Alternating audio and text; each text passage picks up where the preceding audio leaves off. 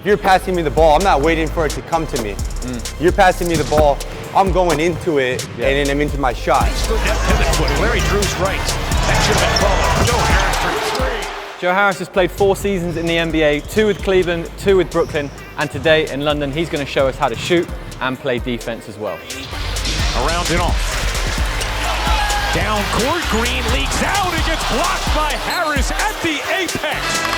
Joe Harris stones Draymond Green. If you could actually break down, just from standing position, your feet, your eyes, and where your hand is on the ball, and we'll go from there. I guess the first thing I usually do when I come into the gym, and I've done it since I was probably 12 years old, I come in, I call them cotton shots, and it's just a matter of like trying to get myself set, so I get my balance right first. I always try and get my fingers right on the seams. I should be able to shoot it with one hand. When I was a kid, they used to say, put your hand in the cookie jar. Cookie jar, yeah. Yep. I look at the entire rim, so I don't have a specific spot that I look at. I'm just right here, these little cotton shots. Looking for a swish. Yeah, and I'm looking for a swish. One thing watching you play, when you catch and shoot, your shoulders are very square to the basket and your feet too. If I'm coming around, so for me, I guess there's a number of different ways that you can think about it. You know, for me, what I just did right there is like a little 1-2 step into it, but at the same time too, so hit me again. I don't mind also hopping into it. So I'll do 1-2 first.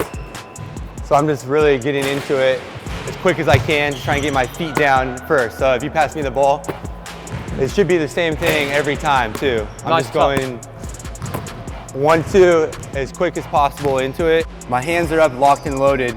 You know, that's no wasted movement in there, and everything is much more efficient and runs smoother. Now you're a guy who plays very strong denial on defense. If someone's doing it to you, how do you like to, let's say, cut away to come back to receive the pass? I'm not gonna just like kind of flat out to the ball. It's easy for you to kind of stay with me, right? So I'm usually trying to get into someone's body, create the contact, and then I'm getting separation there after I initiate contact with you. Remember Kobe used to do the leg as well, where he would kind of step across and then fire away. No, there's all sorts of little tricks to the trade. I think you watch someone like Klay Thompson. He does a really good job of just kind of getting in here, a quick little shove off. And it's not just the shooting from the outside. Joe led the league in field goal percentage on drive, 62.7%, ahead of LeBron James, your former teammate. That's gonna make anyone feel good. I'm typically not the type of player where I catch, I don't have shot, where I'm gonna back it out and try and ask for a ball screen or anything like that. We were trying to figure out different ways for me to put you as a defender off balance. And one of those ways was the go and catch. So I'm sitting here, I'm running through the wall, and I'm already getting past you. Exactly. And you'll react to the defender with that? Yeah, I'll react to the defender. So, because I know that you're probably going to close out quick to me. Your head might be on a swivel though a little bit. As the ball's in the air, you're probably going to be closing out to the area that you think I'm at. And in that moment, that's when I'm gone. And a lot of the opportunities that I'm getting on that go and catch is when I'm getting downhill, I'm coming, and the defender that I'm having to read and play off of is usually that big that's coming over from weak side help. So I got to get creative with how I'm going to finish. Whether that's the floaters. I worked on this finish right at the call a slide off. I'm kind of dribbling in, and I'm right here, and I'm sliding off. You're really good at finishing in contact as well. But when you've got 2 defenders in the way, there's an ability to going through them without touching them, but also bumping a guy and still finishing. No, that's the thing. It's like, you know, when we work on finishing with the nets, especially kind of in my individual stuff, we have, you know, multiple people with these pads, and they're kind of bumping you, hitting you, making sure that you're finishing through contact. People are coming in, and verticality's become such a huge thing, where it's not a foul if I'm straight up, straight down, and I'm using my chest. When I'm shooting, I'm trying to find the rim as quickly as possible, and the same thing applies when I'm finishing. Importantly, Joe was 4 of 6 on dunks last season. Jefferson diagonal feed. Harris attack ball. Oh! Joe Harris! Big finish! Between Tyler Zeller and Joe Harris. Let's have a look at some of those catch and shoot threes before we quickly do your defensive stance. So when I'm catching and I want to go 1-2 into it, same thing. I'm just kind of low, squared up to the ball, shoulders, and as fluid as possible. And then I'll even do right to left, same thing. It's just working on all of the footwork, different footwork.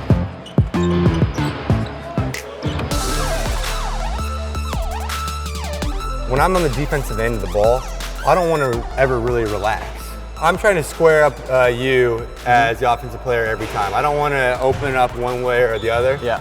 I'm basically kind of in a stance where, you know, I'm slightly on my toes. I'm ready to kind of react to however you're going to move.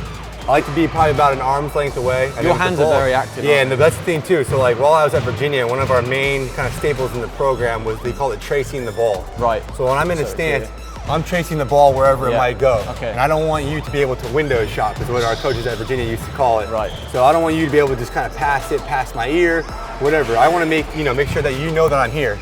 I'm probably, depending on which way the ball goes, I'm probably going to react to that, jump to the ball one way or the other. Wherever the ball goes, I'm reacting to it like I'm on a string with it. Last one on this, the pick and roll. I mean, we had OG Anunoby in London a few weeks ago. I'm getting on his hip. Okay. So when the string comes, I'm getting over. Right. I'm getting back in front. I'm trying to avoid the screen. I don't ever want to get hit with the screen at all. So are you moving up? I'm always moving up to, yeah. So if I see the screen is coming. I'm coming to set a pick, the ball is here. I'm going to get into my defender, and then I'm probably going to try and get over the top, whether I'm locking in on his outside hip to kind of do a chase down, or I'm just trying to beat the screen entirely itself. As soon as I get hit up or knocked off balance or whatever it might be, then you're dead in the water. AC leads 1-0 in the tonight game. Harris brings it through. Is it true that you wrote quotes from NBA legends on your wall? Oh yeah, I did. When I was probably 3rd, 4th grade, probably one that sticks out the most is like a quote by John Whittle. It was, success is a peace of mind and knowing that you did your best to become the best that you're capable of becoming.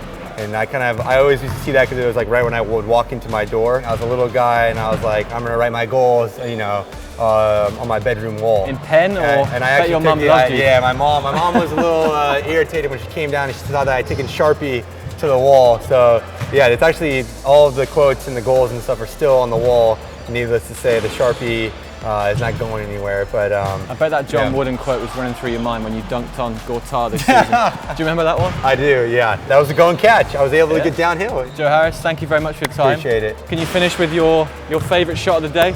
Favorite shot of the day? Yeah. Honestly, it's probably just gonna be straight up 3, because that's my favorite thing right there.